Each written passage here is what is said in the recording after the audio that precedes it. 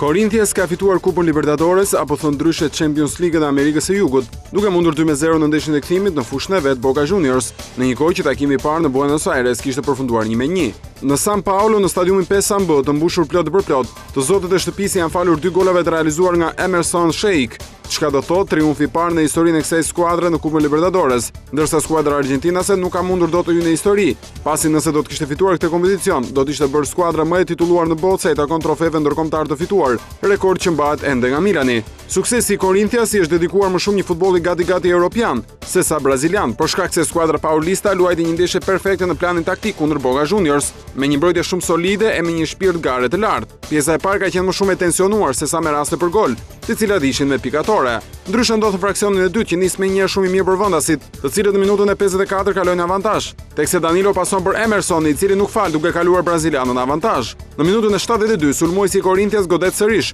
duke shfrytzuar edhe në këtë rast një gabim në vendosjet e mbrojtjes së Boca Juniors. Në këtë mënyrë, pas këtij triumfi, Corinthians përgatitet për botrorin e klubeve, që do zhvillohet në muajin dhjetor në Tokyo, ku rivali më i madh për të mundur duket se do të jetë Chelsea, fituesi i Champions League-s në Europë.